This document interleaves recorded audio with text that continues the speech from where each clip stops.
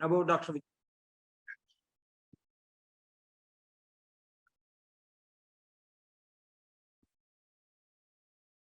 Dr. Vijay Kumar is a consultant neurosurgeon from Trichy, and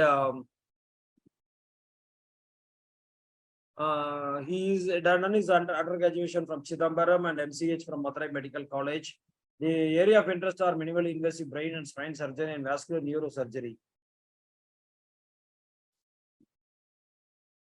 Complex brain and spine tumors and epilepsy surgery. Professional experience after his MCH neurosurgery from Madurai Medical College in 2009 and has since worked as a consultant neurosurgeon in Marthi Hospital, Trichy. His current position is managing director and consultant neurosurgeon in Neuro One Hospital in Trichy since 2017. I invite Dr. Vijay Kumar to give his lecture on epilepsy surgery.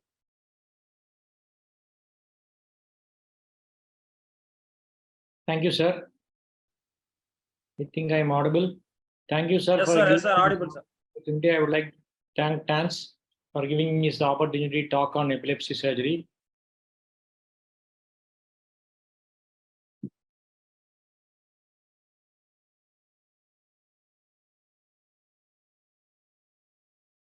I think my screen is visible. Visible, sir. Okay, thank you, sir. So I will be talking on epilepsy surgery, surgical management, with main focus on temporal lobectomy. So we have around small experience in the last 3 years. So coming to the prevalence of epilepsy, it is estimated that 10 million people have epilepsy in India. So epilepsy affects 10 million of Indian population, but general prevalence is said to be low when compared to other countries. Generally, prevalence of epilepsy is about 1% of the population, or 9 by 1,000 population used to have epilepsy. The main focus here is 30% of people with epilepsy have medication-resistant epilepsy. So this is the area where surgeons can make a great role in managing epilepsy with surgery. Prevalence, however, due to stigma associated with epilepsy, many people do not seek help. So, and they are not properly diagnosed because many people are in rural areas. So the actual prevalence of epilepsy may be higher than reported. Additionally, there is lack of reliable data on epilepsy prevalence in India due to large population, diverse cultural and linguistic backgrounds, variation in healthcare infrastructure and resources across different regions. And the exact prevalence of resistant epilepsy is not known, but studies have suggested that it affects around 30% of people with epilepsy. So 30% of people with epilepsy is a very strong number, considering an Indian population of 1.4 billion. So around 15 million people must be having epilepsy. Of that, if you have 30% of people having resistant epilepsy, that is a huge number of patients that are left underutilized. So the principles of epilepsy surgery, here the goal is to eliminate or decrease seizures, prevent neurological deficits, and improve quality of life. So it requires a multidisciplinary team. The role of the team here is to identify where the seizures start. So that is the main focus of epilepsy evaluation. So whether any functional or eloquent areas are involved and the prognosis after surgery. So the team comprises of neurology, neurosurgeon, neuroradiologist, neuropsychologist, and psychiatrist. So here the main role is mainly played by the neurologist, who does the clinical evaluation of the case, preoperative evaluation of the case. So whether the focus of the seizure is congruent or incongruent, then the neurosurgeon comes into play. Neuroradiologist plays a great role in identifying the neuroradiological features that may be missed by neurosurgeon. So many of the dominant sites of where epilepsy surgery needs to be done, neuropsychologists and psychiatrists play a great role. So coming to reasons why the patients need epilepsy surgery. Around 1/3 of the patients have seizures that cannot be controlled with medicines. So what can be done for them? So there are specific subset of patients that epilepsy surgery can help. So in this area, we try to do the maximum to these patients to make their life better. Surgical therapy is important and underutilized. treatment in patients with drug-resistant focal epilepsy. Surgery is grossly underutilized in epilepsy surgery, considering the amount of patients that has been reported to have resistant epilepsy to drugs. So, what does ILAE define drug-resistant epilepsy? So, it has defined drug-resistant epilepsy as the failure to appropriately chosen and tolerated anti-epileptic drugs, whether as monotherapies or in combination, to control seizures when used for an adequate period of time. So, in defining the terms, there are a lot of ambiguities. So, to clear it, it has come up with definition of the terms. Appropriateness is a treatment that should be proven in the randomized control trial to be effective for patients' epilepsy and seizure type. For example, a focal epilepsy should be treated by carbamazepine for a period of minimum 2 years. Adequate treatment used at adequate strength and dose for sufficient length of time. It has defined a minimum period of 1 year. In our setup, you usually do it for a minimum period of 2 years. Seizure outcome either is categorized as seizure-free, treatment failure, or undetermined. Seizure-free is defined as no seizures, including ARA, for at least 12 months. So, what are the consequences of pharmacoresistant epilepsy? So, the main consequences are interference with school and work. Most people who are children and in the younger age group, they will be unable to go to school because they will be constantly having seizures thrown up at school. No school will be willing to take these children, taking the risk of what the epilepsy and the social stigma associated with it. So, loss of independence and social isolation, increased risk of injury, depression, and suicide. So, these are mainly related to sudden onset of seizures when they are at the workplace or during education.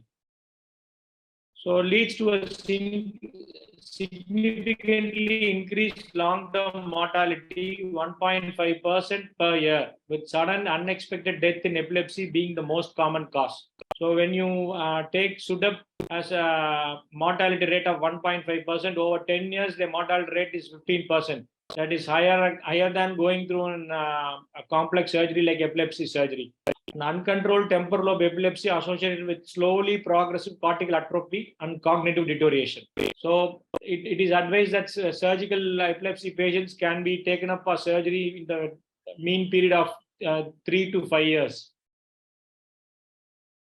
So, surgery ranges from focal resection of epileptogenic cortex, that is the mesial temporal lobe, and other focal cortical resections, which may include the lesions, to interventions that remove or isolate the cortex of grossly diseased hemispheres, mainly functional hemispherectomy, anterior corpus callosotomy, and multiple subtail transection. These are all mostly done in children. So, who are all the surgical candidates? So, these are the factors that suggest sustained intractability and support early surgery. So, these factors are lower efficacy towards first appropriate anti-epileptic. So, when the patient comes with you as a new patient with the patient having some focal seizures, you start him on carbamazepine. They do not respond well to carbamazepine on the first year or two. Then that means these patients are more likely to have pharmacoresistant epilepsy. So, large number of medications tried, longer duration of seizures, history of status epilepticus, mental retardation, and non-idiopathic epilepsy. These are all surgical candidates for epilepsy surgery. So, what are the surgical remediable syndromes? Mesial temporal lobes, actual pathologies that are likely to cause medico-resistant epilepsies, like low-grade glial tumors, cavernous malformations, or malformations of cortical development with refractory seizures. So, neocortical epilepsy with normal brain MRI, diffuse lesions of one hemisphere such as hemimegalencephaly, Sturge-Weber syndrome, and large porencephalic cysts. Rasmussen's encephalitis, elastic seizures associated with hypothalamic hematomas. Of the surgical remediable syndromes, about more than 50% of the cases operated for epilepsy will be mesial temporal lobe epilepsy. Patients who are typically not surgical candidates include, so whom we need not do surgery for surgery for epilepsy surgery is mainly on clear evidence of bilateral onset of seizures. So this has become a contentious issue because even with a bilateral onset of seizures, if you do an epilepsy surgery, there are worthwhile chances that he will get 50% improvement chance reduction of epilepsy. Severe psychiatric and medical comorbidities, increasing surgical risk or compromising recovery, rapidly progressive CNS disease, primary generalized epilepsy, and epilepsy, obviously epilepsy responsive to medication, you won't be doing it. So pre-surgical evaluation for epilepsy. So the goal of pre-surgical evaluation is we have to localize the epileptogenic zone. Incongruent evidence that may EEGs and determine whether planned surgical procedure poses risks to any.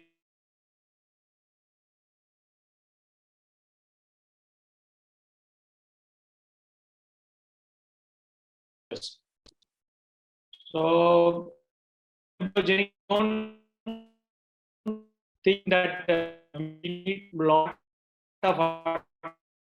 So epileptogenic zone means that the reason for epilepsy is the epileptogenic zone. This zone cannot be directly defined by any test, but can be defined by number of other zones. A lot of areas of interest are towards the epileptogenic zone and identifying it. And most of our evaluation is directed towards identifying the right epileptogenic zone. So this is a diagram of an epileptogenic lesion. So from here you can see the structural brain abnormality that is presumed to cause epilepsy and usually identified on MRI. The relationship of epileptogenic zone lesion to the seizure onset zone is sometimes variable. So when you consider a small hematoma, the orange area to be a lesion area, the epileptogenic focus can be something that is surrounding it. A spike zone, the zone that can cause spikes, is supposed to be surrounding that zone. So this is the area of main interest in epilepsy surgery, and all the evaluation and the outcome of surgery depends on identifying the right epileptogenic zone and removing it. Because incomplete removal of epileptogenic zone will not produce a good outcome. So this is where electrocardiography comes into play, because without electrocardiography or ECOG, we won't be able to identify the epileptogenic focus or the epileptogenic zone. So with only the help of electrocardiography, we will be able to definitely remove the epileptogenic focus, in turn producing a good outcome. So surgical evaluation upon referral, the patient undergoes detailed neurological history and clinical examination, neuroimaging, video EEG monitoring, and neuropsychological testing.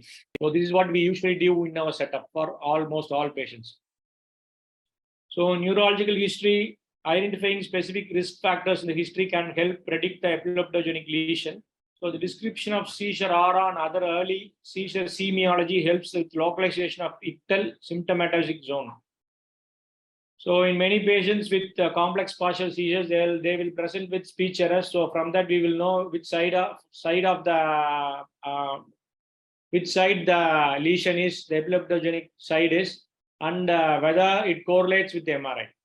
The description of seizure semiology by witness is also particularly helpful, especially in lateralization, whether they have any speech errors which will deviate our attention towards the dominant side. So on EEG and video EEG monitoring. So this is the cornerstone for pre-surgical evaluation, which is based on this video EEG and EEG. We decide whether the patient can be taken up for surgery and what will be the outcome of the patient after surgery. So interictal focal attenuation and focal slow activity. So it denotes functional deficit zone. So interictal epileptiform discharges define the irritative zones. So electrographic localization of seizure onset helps define ictal onset zone. So additionally, we usually place closely placed electrodes that may help anterior and temporal, anterior frontal, temporal, sphenoidal, and zygomatic electrodes, so that when we have a doubt, we may be able to localize it well. So the analysis of seizure semiology by video EEG provides several localizing and lateralizing signs that help define the ictal symptomatogenic zone. So all patients for seizure surgery will always undergo video EEG. During video EEG, when the EEG shows particular onset from a particular location, which is usually incongruent with the MRI, the patient usually can be taken up for surgery with good prognosis. So regarding invasive EEG monitoring, we do not have invasive EEG monitoring, but this is just for theoretical purpose. This is performed when non-invasive testing suggests a resectable epileptic focus with some uncertainty. This is where history and clinical examination as imaging comes into play.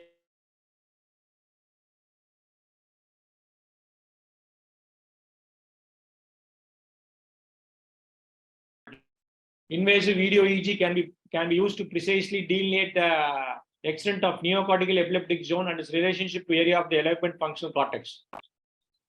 So it continues to be used commonly in patients with neocortical focal epilepsy, particularly those with normal MRI. So this invasive EEG monitoring is mainly in neocortical epilepsy. These are patients which has bilateral onset of seizures with a normal MRI, which shows bilateral spikes on different areas of the brain. So you do not know where the epileptogenic lesion is.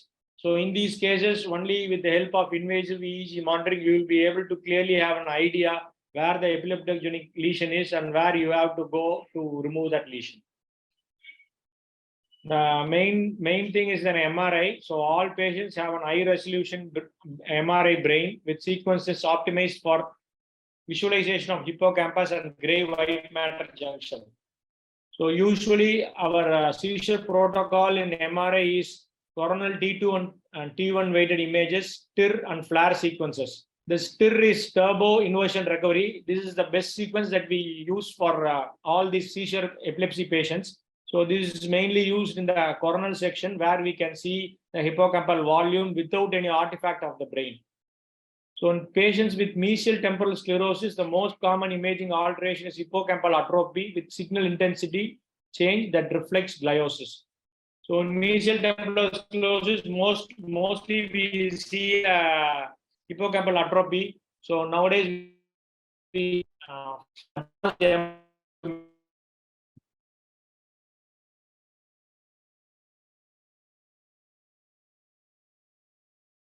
here is an T2 weighted MR image showing left-sided mesial temporal sclerosis with a round hippocampal variant. So in this, you can see the T2 signal in the hippocampus.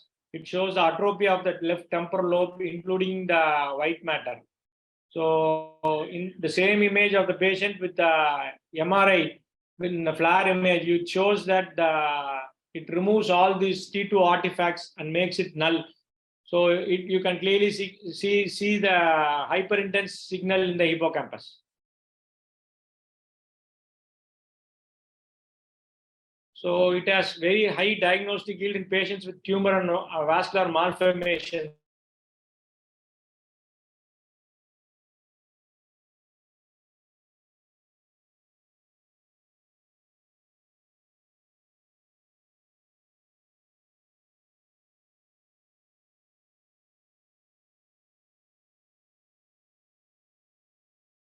So this is the area where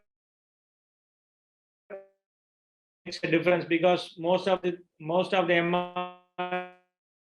focal cortical dysplasias. So neuroradiologists in our team will be able to pick things like focal cortical dysplasias when the surgeon is planning for epilepsy surgery. So here is an example of an MRI image showing focal cortical dysplasia. So this is a T1 inversion STIR sequence. This shows cortical thickening and increased signal in the subcortical white matter and blurring of gray-white margins. So you can compare it with the normal temporal lobe in the parahippocampal gyrus on the affected side. You can see all these changes in suggesting of focal cortical dysplasias. So advanced MRI techniques, now advanced quantitative MRI techniques have come. MRI based volumetric analysis are being done for many of the neurological patients with dementia, Alzheimer's, Parkinson's disease. They have started doing routinely for our patients. And these MRI volumetric analysis, unilateral reduction in hippocampal volume, that is a reliable indicator of epileptogenic temporal lobe in patients with medically refractory focal epilepsy.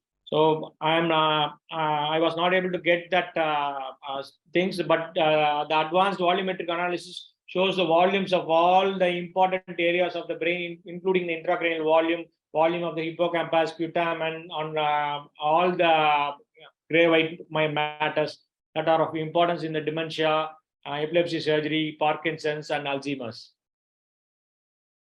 So this is with regard to PET scan. So PET scan is almost always an interictal study because during seizure you won't be able to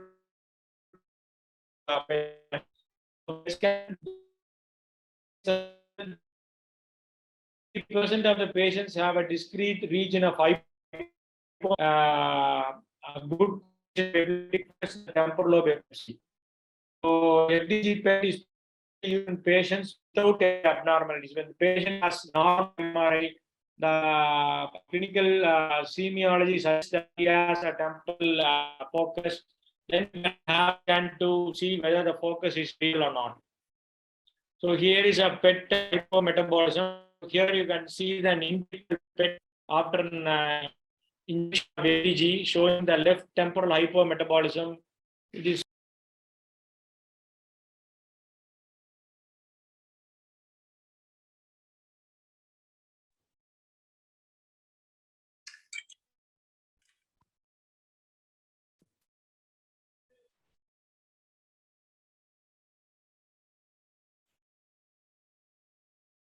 Dr. Sar has low bandwidth. He will join it, sir.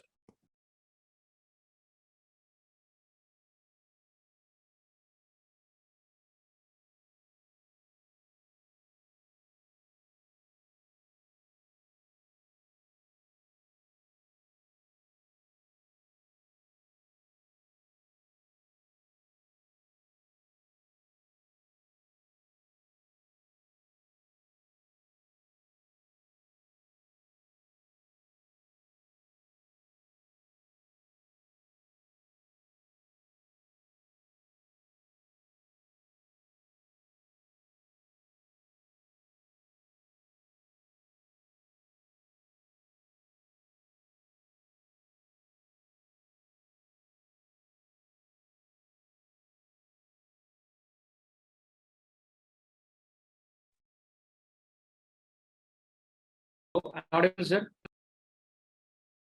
Yes, sir. Oh, sorry, sir. I got disconnected. I'll just continue with it. Sir, kindly switch off your video and speak, sir. Your bandwidth is low. Oh, okay. Not share the screen, it seems.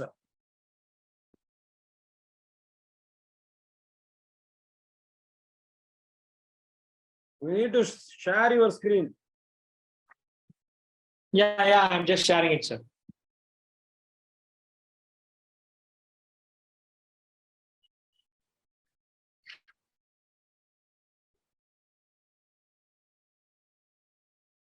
So I am able to see.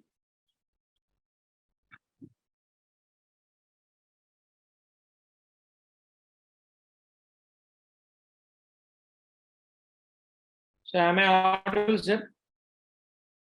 Sir, full screen has not come. Sir, your bandwidth is low, sir.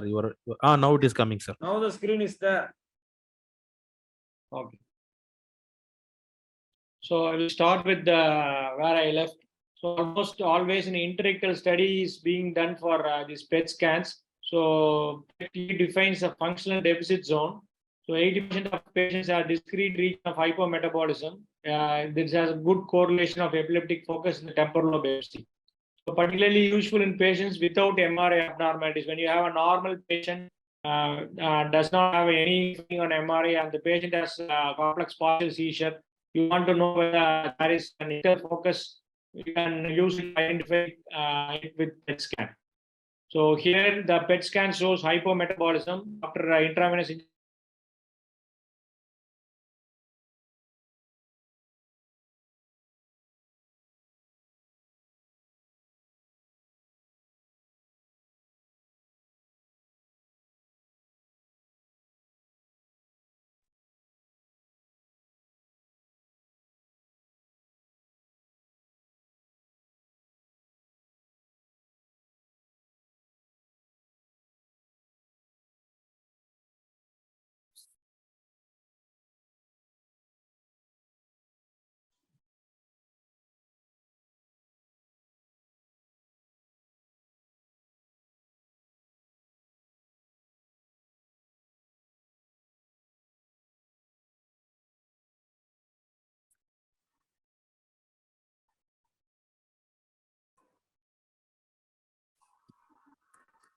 I think I'm able to share my screen now.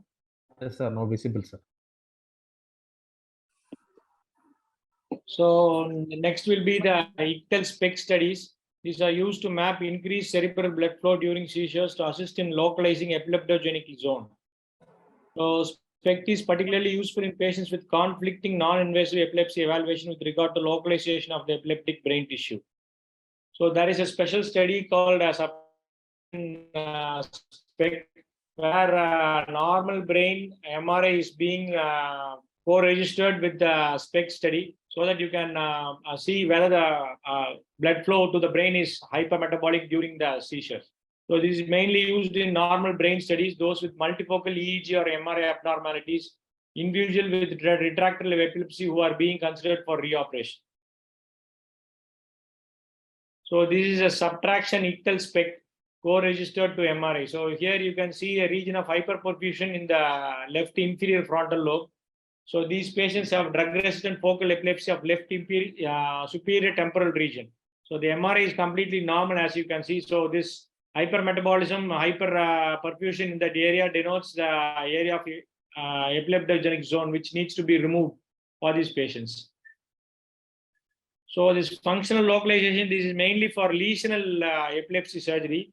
So essential cortex needs essential for language, motor, sensory function must often be delineated. So resection can be tailored to avoid causing deficits. So preoperatively for functional localization, we have been using only functional MRI, so which is most safe and non-invasive. So now that water test has become completely out of bounds and purely a theoretical concept. Functional MRI is generally preferred over intracarotid amobarbital given its superior safety profile. Neuropsychological testing establishes baseline measurement of any cognitive deficit, sometimes giving insight into epileptic focus and its location. So it also allows comparison with the postoperative testing to measure cognitive outcomes. So main neuropsychological testing is being done for patients on the left side and patients who have associated psychiatric or psychological abnormalities. Predictors of high risk of cognitive decline after temporal lobectomy are dominant temporal lobe, later age of epilepsy onset, normal MRI results, and female gender, and loss of memory function during water test. So general categories of epilepsy surgery, it's mainly resection, hemispherectomy, resection of the complete cerebral hemisphere, lobectomy, resection of one cerebral lobe, and topectomy, resection of focal area of cerebral cortex, which is of our importance here. So disconnection, this is corpus callosotomy, disconnecting of two hemispheres, multiple subtail transections, which is disconnection of focal area of cerebral cortex, and hemispherectomy, disconnection of cerebral hemisphere. So the surgeries for stimulation with regard to epilepsy surgery are vagal nerve stimulation and anterior thalamic stimulation. So when we do an epilepsy surgery, how is the outcomes classified? Angel has classified the outcome system into 4 classes. The class, every class is subdivided into 4 subdivisions. Class 1 is free of disabling seizures. Class 2 is rare disabling seizures, and class 3 is worthwhile improvement. Class 4 is no worthwhile improvement. So in all these 4 classes, they are subdivided into different classes. So even in the least case scenario, the patient will have at least a 50% improvement in seizure. So ILAE has come out with a much simpler outcome scale. First 5 classes has good worthwhile improvement. Only the class 6 has more than 100% increase in the baseline seizure. In addition to the seizure freedom or reduction, other outcome measures can also be considered, such as developmental and cognitive outcome, behavioral and psychological outcome, improvement in health-related quality of life.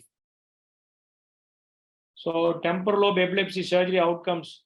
Mesial temporal lobe sclerosis is the most common indication for epilepsy surgery, so accounts for 75% of cases in adult surgical series. Most common surgical procedure for temporal lobe epilepsy involves amygdalohippocapectomy and anterior temporal lobectomy.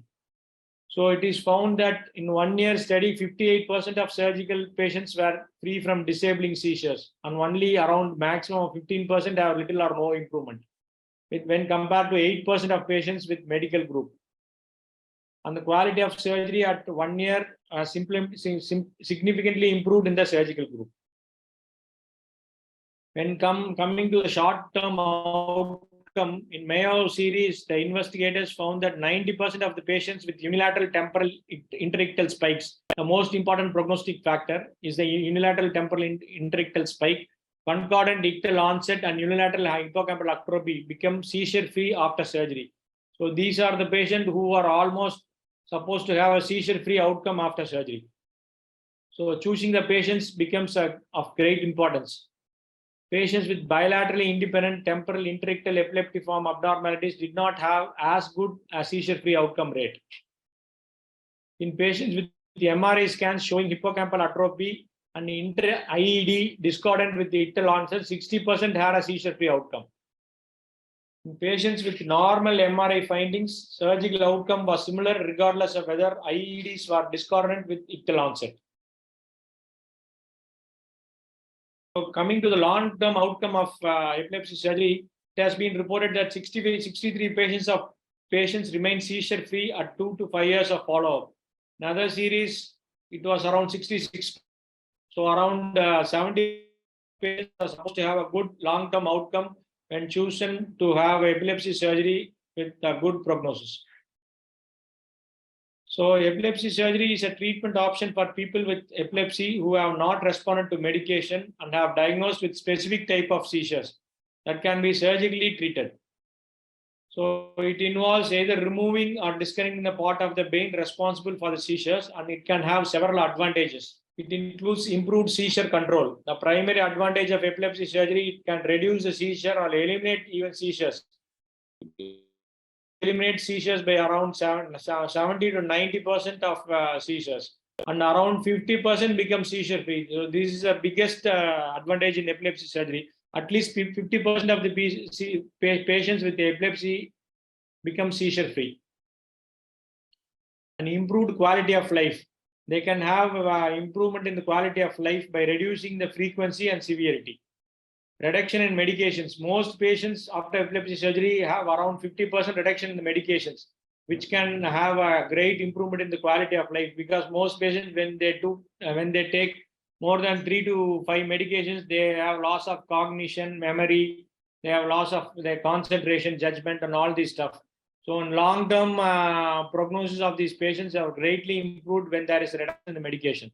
And long-term cost savings when compared to epilepsy surgery, when the patient is on 3 or 4 drugs, the return on investment with epilepsy surgery will be within 3 to 4 years. And improved psychological well-being. So it has a great impact on person's mental health, from anxiety, depression, social isolation, the patient's experience with repeated epilepsies. And improved employment opportunities. So no patients with epilepsy can undergo any driving, any occupation when compared to driving, including using any hardware that is very risky. So these patients can undergo epilepsy surgery and get themselves rid of epilepsy when they have been given the chance to undergo epilepsy. So overall, the epilepsy surgery can have significant advantages for people with epilepsy who have not responded to medications, and can be an effective treatment option for improving seizure control, quality of life, as well as psychological well-being. So very less is said about epilepsy and its impact on marriage and childbirth. So many patients, what we see now is many of the patients, whether bride or the bridegroom who have epilepsy, they don't inform the other side about their epilepsy and how much they are in control. So when they get married, most of them stop their drugs, they have repeated seizures, and there stands a great discordance between the couple, and they become separated, and the epilepsy having a big social stigma, they don't consider themselves to continue with their marriage because of the stigma of them unable to have children and continue with their married life. So it is important for people with epilepsy to communicate openly with their partners about their condition, including any triggers, warning signs, seizures, and have a plan in place for managing seizures. So childbirth. So with epilepsy surgery, many women who are in the younger age group, because of the stigma, think that they cannot have children because of epilepsy. So patients who undergo epilepsy surgery, and they will be having around 50% reduction in their medications in the worst case scenario. Many patients can have completely seizure-free life without any medications. These patients can go on to have a normal childbirth and marriage. So these are the patients who have a great improvement in the quality of life. So the complications are routine complications like intraaxial and extraaxial hemorrhage, infection, CSF leak, stroke, cranial palsies, mainly the third and fourth, and worsening of seizures. The worst comes worst. So epilepsy surgery and our small experience in the last 3 years. So we have done around 6 patients, and 4 patients are female patients and 2 are male patients. Now, 4 of the female patients are mostly due to social stigma due to marriage and childbirth issues. So the age group is 20 to 30 years is 4 patients, and 30 to 40 years is 2 patients. So average symptomatic years, so refractory seizure, more than 15 years for 1 patient, 6 years to 15 years for 3 patients, and 4 to 5 years for 2 patients. The mean refractory uncontrolled seizure period for our patients was around 10 years. So the MRI brain findings, the mesial temporal sclerosis was found in 4 patients. So cortical loss in 1 patient and no parenchymal lesion. We did a patient with the normal MRI in 1 patient. So coming to patient selection, the workup was done by the neurologist for refractory or uncontrolled epilepsy patients who are resistant to drugs for more than 4 years. MRI still remains suggestive of obvious pathological foci with correlating EEG findings in uncontrolled epilepsy patients. In patients with negative MRI brain for uncontrolled epilepsy patients, workup of what we usually do, we do 3 EEGs, like on every consecutive month. After 3 EEGs shows that the patient has congruent EEG findings, that every time the patient has unilateral spikes, and then we do a video EEG, and then we plan to take them up for surgery. Then the neurologist refers the patients to the neurosurgeon. So in radiology, we can see some of the patients here. The scan image, this is the TIR image that we use as a seizure protocol for all our patients. You can see that temporal sclerosis, the middle is a normal MRI patient, the right one is the temporal mesial temporal sclerosis in the patients. So this is the seizure checklist that we have formed now. So in these patients, we have age, sex, so duration of seizures, how many years the patient have, then the frequency of seizures. So seizure type, whether it's focal, generalized, complex, partial, olfactory, and the etiology of seizure, history of febrile seizure is there, head injury and CP. So when the patient has a febrile seizure, it usually has a good outcome. Patients with the history of head injury does not seem to have any difference in their seizure outcome. And CP they usually have a less favorable outcome. And EEG, whether it is localized to one side or both sides. Localizing to one side is the best outcome the patient can have. Intrictal spikes, whether it's unilateral or bilateral, MRI is done before surgery. Preoperative MRI abnormality is positive or negative. Preoperative mesial temporal sclerosis is positive or negative. Concordance of MRI and EEG. Pathology, if it is present on histopathological examination. And surgical findings, post-operative follow-up, outcome score, site of surgery, extent of surgical resection. This extent of surgical resection is mainly being given much of importance because many of the incomplete resections are said to have incomplete outcome. Because with ECOG, electrocardiography, even with incomplete resections, we are supposed to get good outcome with more than 60 to 70% of the patients having a seizure-free life. Post-op EEG discharges, whether it's present or absent. This is the most important significant factor that affects the prognosis. Immediately after surgery, the patient has no seizures. The patients are most likely to have a good seizure-free life. So standard temporal lobectomy, this is just a small single slide of what is mainly being done. First is the exposure, then lateral temporal resection. So exposure of the temporal horn, resection of the mesial structures, then mobilization of the hippocampus and closure. So the most of the epilepsy surgery is done mostly like for a normal brain. So So what we do is the main thing is resection of the mesial structures and not to do any damage. So not to do many damage is mainly from the choroidal artery. So I will just elucidate the key steps here. The position of the patient is with the head turned to 45 degree with tilt below 15 degree. So the tilt below 15 degree makes the approach structures feasible. So next is the navigation. So this is a normal brain. Do we need navigation? The navigation is mainly used to identify our position and location towards the temporal horn. So, and mainly towards the completion of hippocampal resection. Sometimes we may need to go to the tail of the hippocampus. So in cases like those, navigation greatly helps. So incision is usually a small question mark shaped temporal incision. In the exposure of the anterior temporal bone is of main significance, because without the exposure of the anterior temporal bone, we won't be able to do a temporal lobectomy. So we can do that exposure with limited or completely without any bone removal. So keeping the lobectomy within 4 centimeters from the temporal tip. So this has been said regularly in all surgeries, because when you cross 4 centimeters, mainly on the dominant side, you will have visual defect due to the involvement of the Mayer's loop. First will be then removing the amygdala, then the hippocampus, then identifying the choroidal point. Choroidal point is the single most important surgical landmark, because with which you will need to know where you have to stop your surgery. So respecting the pia and not to cause the arachnoid. When you remove the amygdala and hippocampus, you will see the pia and the arachnoid. When you don't cross the pia and arachnoid, they are almost impossible that you can cause any damage to the patient. And when you don't cross the arachnoid and pia, there is no chance that you can damage the anterior choroidal artery. So this is a temporal anatomy, the coronal section of the hippocampus.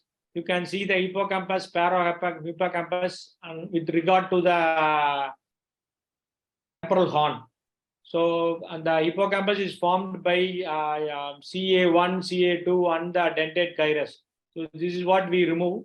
So I would like to bring this picture, which is much a simpler picture to identify. So here you have an ambient cistern.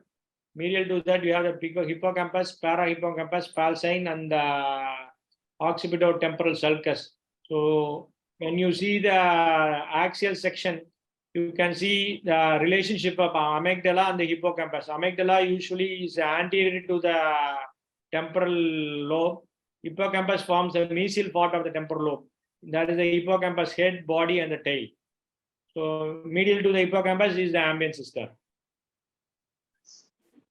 So here is a small video of our patient. So we will go through the video in very short period of time.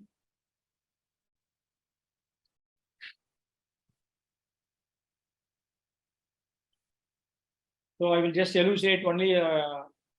So this is a patient with complex partial seizure, the video of the patient with seizure. So you can see the patient having seizure. He is not able to talk. She is not able to communicate. She just makes only expressions. So this is the position of the patient that I have explained to you, and the navigation. The navigation we do mainly to see the extension. This is the incision that we make. So after the craniotomy, we make an initial electrode placement. You can see spikes at 1, 2, and 3 electrodes. The fourth is more than 4 centimeters from the temporal tip, so it doesn't show any spike. So you can see the spikes before we start the surgery. So we make a superior cut. The superior cut is made just below the superior temporal gyrus, and we make the lateral cut around 3.5 centimeters. This is the next important step, is the ventricle identification. So you identify the ventricle.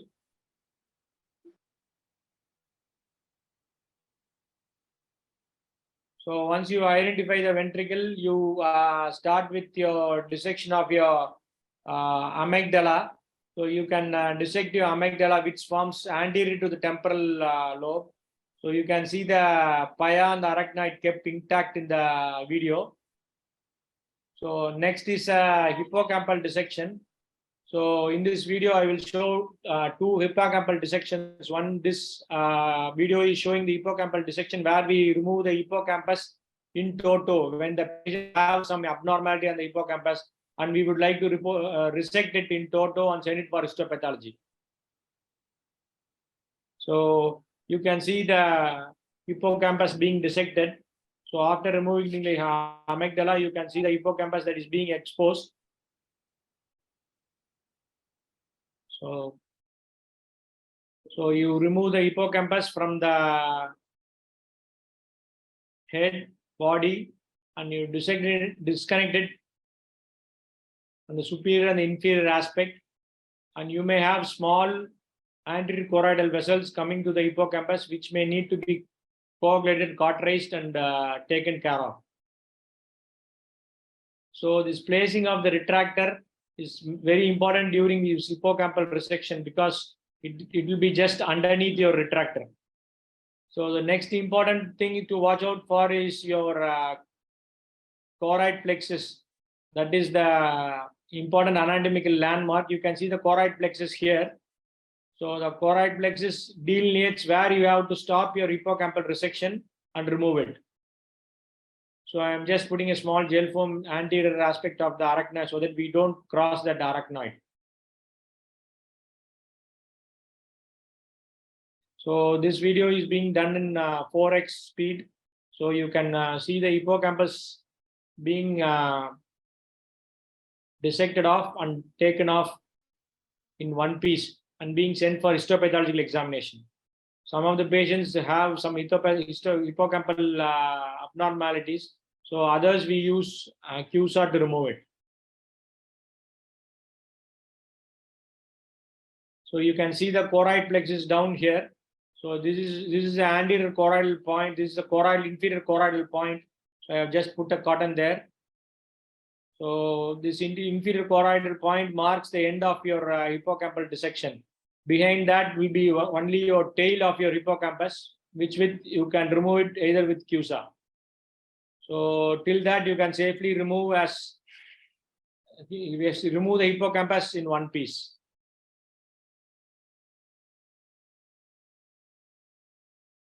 So you can see the hippocampus being removed now in one piece and it's being sent for histopathological examination.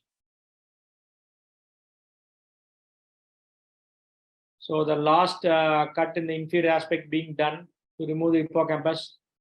After that, you will have only the pia and arachnoid.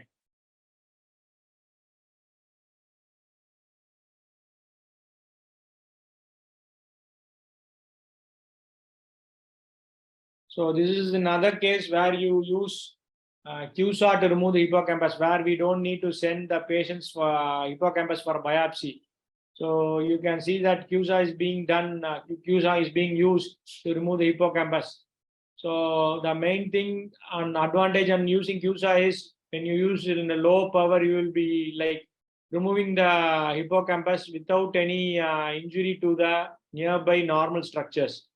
So under low power, it usually doesn't cross the pia. So and usually you can remove the hippocampus safely without any injury to the blood vessels. So here you can see the arachnoid being dissected off and the last part of the uncus being left behind. This last part of the uncus will also be removed. So you can see on the background the third nerve. So when we remove the amygdala, hippocampus and part of the temporal lobe, we again place an EEG electrocardiography is being done. You can see that 1 and 2 doesn't show any spikes. Only third one, it shows some spikes still left. So the spikes are reduced. Then you remove the superior and middle temporal region also.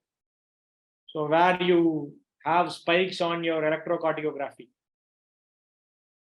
So then you remove what is left of the hippocampus. Here you can see the arachnoid. Once the hippocampus is removed, you have a small layer of pia and arachnoid left. So that is a safety margin you can just leave behind. So the last part of the uncus that is being removed. So you can see the arachnoid that is overlying the ambient cistern.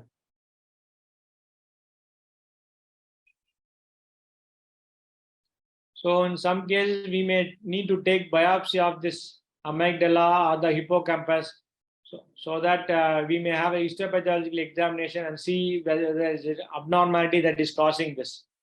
So in those cases, we may need to take biopsy of those cases. So there is a biopsy specimen of the hippocampus and amygdala that is being removed in toto. So this is being shown now to elucidate the importance of retractor placement, where you have to place the retractor just underneath your margin of the ventricle, temporal horn. So here you are seeing the last part of that electrocardiographic measurement. You can see almost no spikes in all of the EEG recordings. So this is a single important thing for our surgery. When you have no spikes, I think we have learned that we can stop the surgery even if the anatomical removal is incomplete. So even when we have small parts of the brain that is left, when the ECOG shows that there is no spikes, I think we can safely conclude that we have removed the epileptogenic zone, and we can safely start closing. So this is a routine hemostasis that you see after resection of the brain. So once the hemostasis is achieved, then we place the surgical and we start the closure. So important thing to have a meticulous hemostasis, because you leave a large cavity of the brain. So you have a good hemostasis so that you don't have any hemorrhages in the postoperative period. You can see the clear arachnoid and the third nerve behind the arachnoid. And the vessels behind the arachnoid are clearly seen. And you can see the margin of the tent here.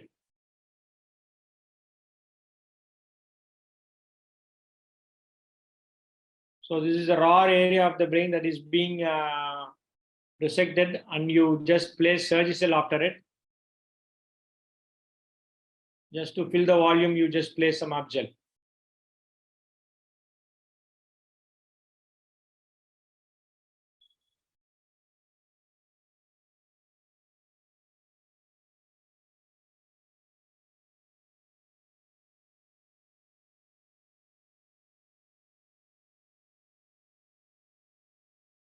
So this is a craniotomy closure. This is the incision that is being closed.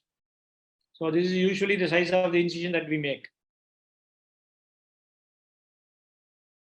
So this is a post-operative image of that patient. You can see here in the sagittal sections, you can see the hippocampus head being removed. You can see that small question mark like thing, the hippocampus. Here you can see all the mesial temporal structures are removed.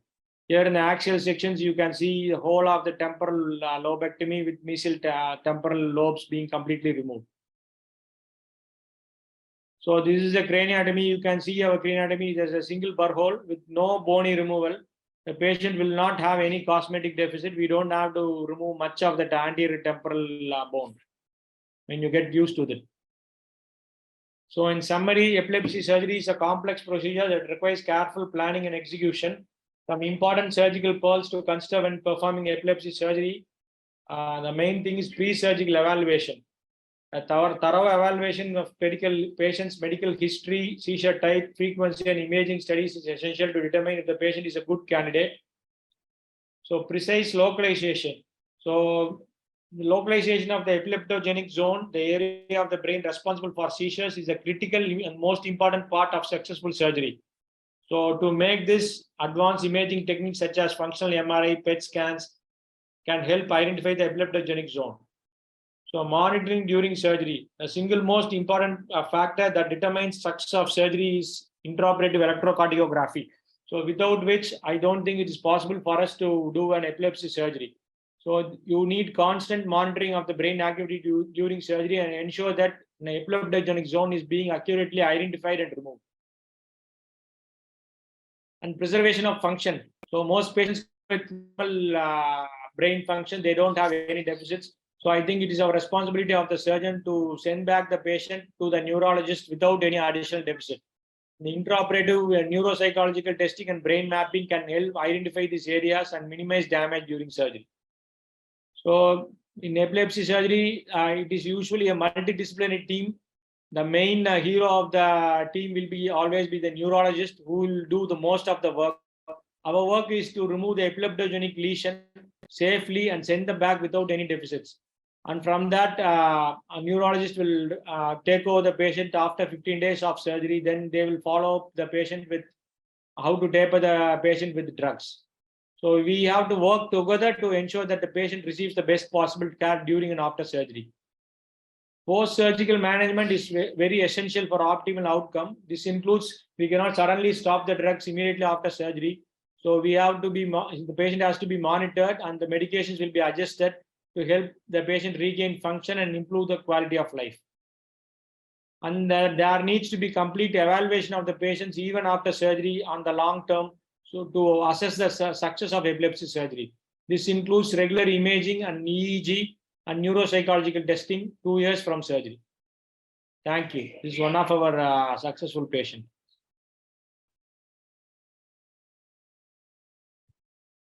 So thank you so much, Dr. Vijay Kumar, sir.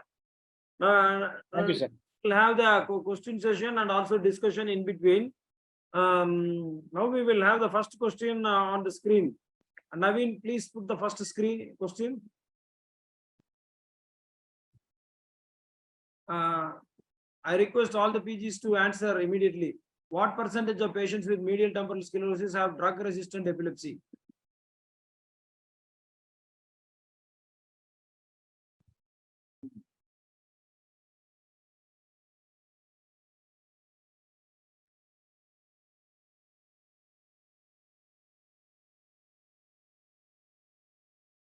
Okay, we can start discussion.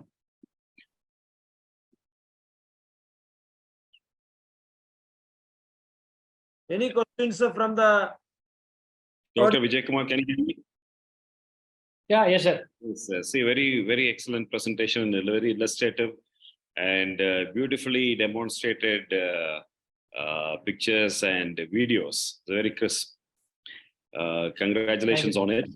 And you said about your 6 cases of this epilepsy surgery on temporal lobe, right? Yes, sir. Yes, sir. So how many of them had good remission? I mean, 100% remission, and what percentage they had any epilepsy thing in the post-operative period? Maybe sometimes there may be reduction in the seizure frequency. So what are your results like? Okay. Sir, out of the 6 patients, we have now follow-up of almost 2 years for 4 patients, sir. 4 patients, those patients are 4 years of follow-up. They have never had seizures till now. So most of the patients on the 2 years follow-up are less than 2 medications now. One patient is on only 1 medication. And after surgery, they have never had seizures. On all 6 patients, they never had seizures for seizures in the post-operative period. One patient where we had normal brain and we have done based on EEG, and that patient has around 50% reduction in his seizures with medications. So 50% reduction in his medications, but we have not completely stopped him. He was taking around 6 drugs. Now he's only on to 3 drugs. Okay, right. Did you happen to see any lesions in the 6 patients? Were any lesions at them? No lesions. Yeah, sometimes we come across the gangliogliomas. They used to have the medial temporal region. They used to produce seizure, and you need to exercise it. This is like the same protocol you follow.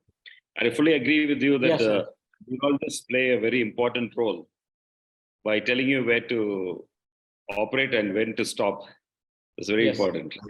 Okay, right. A good presentation. Yeah, right. So now we will have the second question. Thanks.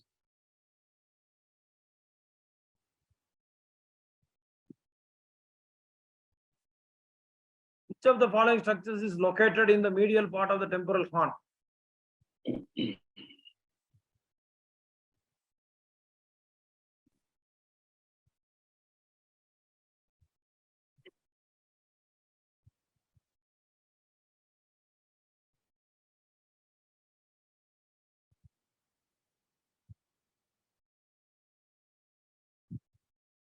Okay, we will continue with the discussions.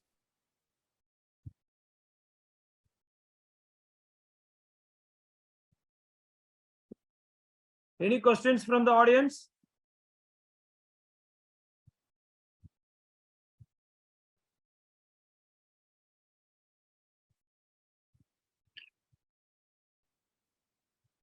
Let me check on one more question.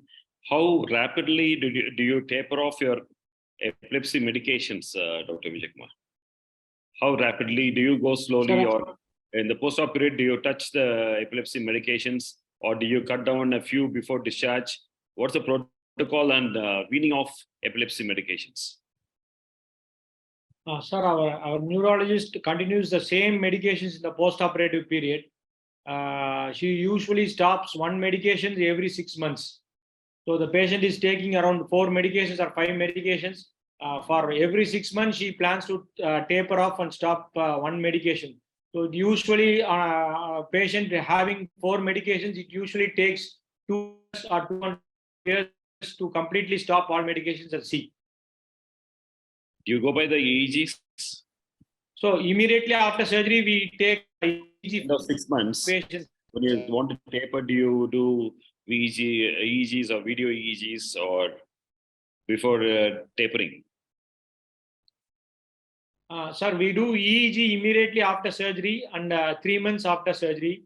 So based on the EEG, immediately after surgery, almost most patients do not have any EEG spikes, because during surgery itself, we see there is no spike. So once the post-op EEG is normal, then they plan to reduce the medications. Sometimes in one normal patient that we have done, he had some bilateral spikes. So that patient had the spike on another side. So he is still on, I think, on 3 medications. He was taking 6 medications with uncontrolled seizures. Now his seizure is under control, but he is still on 3 medications. Okay, fine.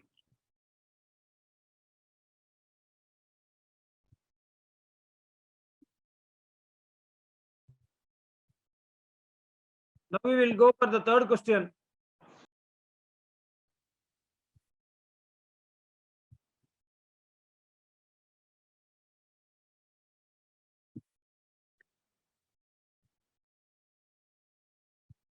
What is the most common type of epilepsy surgery?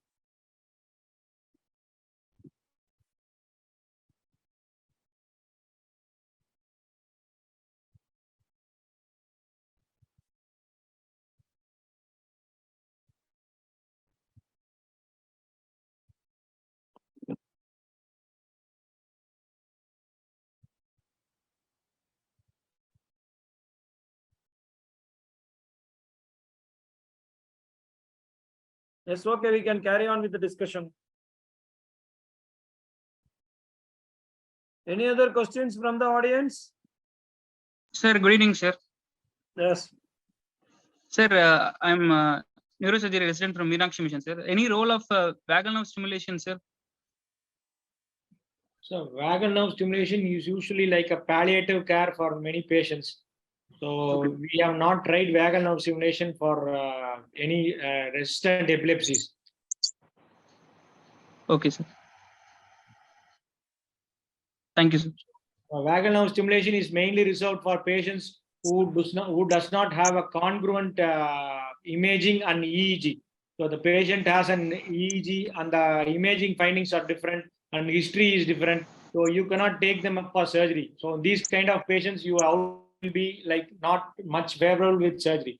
So these kind of patient as a palliative care to reduce your seizure frequency, you can do vagal stimulation. This is usually the indication for vagal stimulation.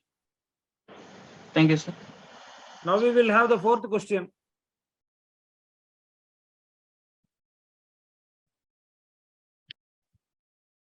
What is the success rate of epilepsy surgery in achieving seizure freedom?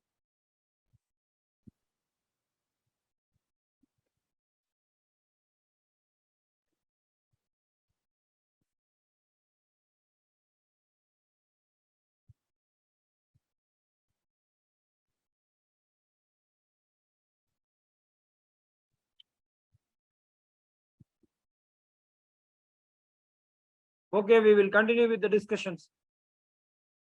Any other questions?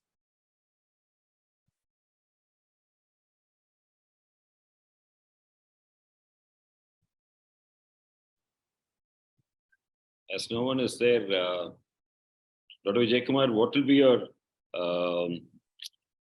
advice for young neurosurgeons who want to start epilepsy program?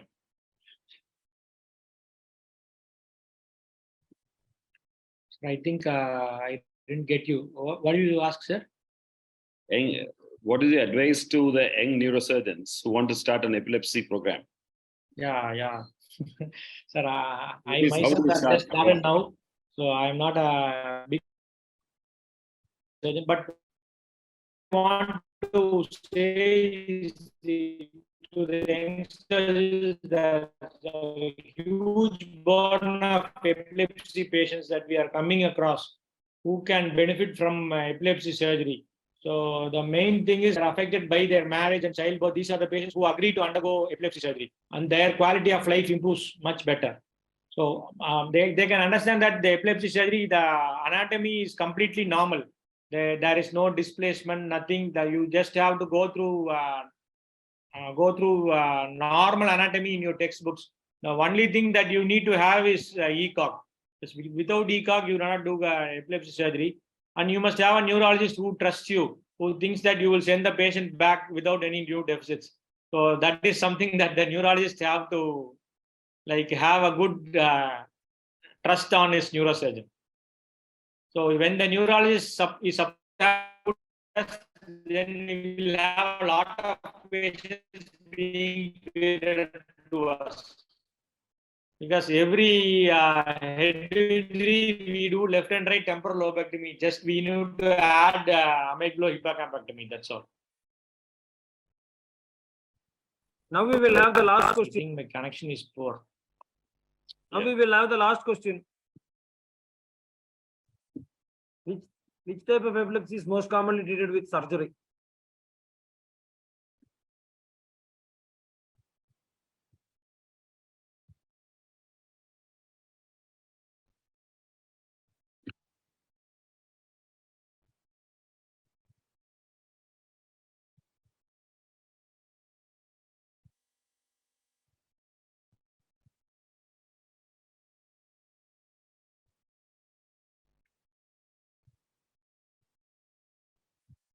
Okay, we can continue with discussions.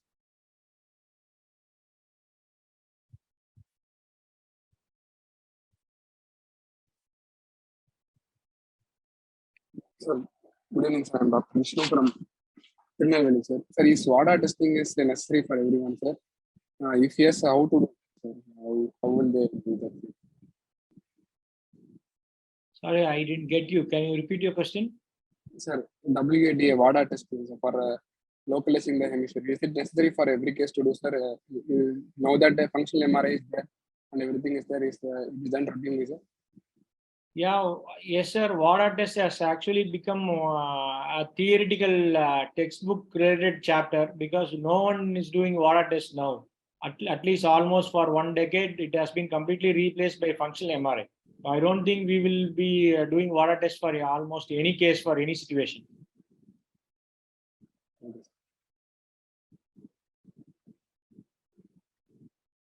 Sir, now we will tell the answers and the winners, sir. For the first question, what percentage of patients with medial temporal sclerosis have drug-resistant epilepsy? The answer is more than 30%, and winner is Nagavishnu Sankar. Nagavishnu Sankar available? Yes, sir. Yes, congratulations. From Tirunelveli, no? Yes, sir. Thank you. Congratulations. For the second question, which of the following structures is located in the medial part of the temporal horn? The answer is the hippocampus. The person who has answered is put it as neurosurgery. Who is that person who has put in neurosurgery? You like to see his name? Sir, Christy Bernard. Christy Bernard from Stanley Medical College. Christy Bernard from Stanley Medical College. Okay. Nice. Now the third question. What is the most common type of epilepsy surgery? Answer is A, temporal lobectomy. Winner is Nagavishnu Shankar. Congratulations, Nagavishnu Shankar. Now the fourth question, what is the success rate of epilepsy surgery in achieving seizure freedom? The answer is between 50% to 75%. The winner is Tamil Anand Periswamy. Tamil Anand Periswamy available? Sir, good evening, sir. Madurai Meenachi. Yes, sir. Congratulations. Thank you, sir. And the last question, which type of epilepsy is most commonly treated with surgery? The answer is focal seizures. Tamil Anand Periswamy. Winner. Thank you, sir. Congratulations. So Thank two questions, one by Tamil Anand Periswamy and two by Nagavishnu Shankar and one by Christy Bernard. Congratulations to all the winners. Thank you, sir. Now, anyone available from Salem online? Rajesh, they'll be busy with their work, preparation. Yes, sir. So if there are no questions, we will ask Dr. Kodiswaran sir to give his vote of thanks. I would like to thank Dr. Vijay Kumar for his excellent talk about epilepsy surgery. So now the epilepsy surgery is taking place in Trichy also. So it's a great job, Dr. Vijay Kumar. Thank you, sir. So it's also an eye-opener for us. And so our TAN CME is almost revealing all our good quality neurosurgeons in the state. So I would like to thank Dr. Rajesh for his continuous endeavors to bring our own colleagues and show to the community that what they are doing. So I would like to thank everyone for joining us. Thank you all. Thank you all. Good night. Thanks. Thank you, sir. See you in Salem. Then. We'll see everyone at Salem. Yes, sir. Yes, sir. We'll see everyone at Salem. Thank you. Right, Gauri, right, Rajesh. Bye, sir. Bye, sir. Good night. Bye, Thank you. bye, good night. Thank you, sir.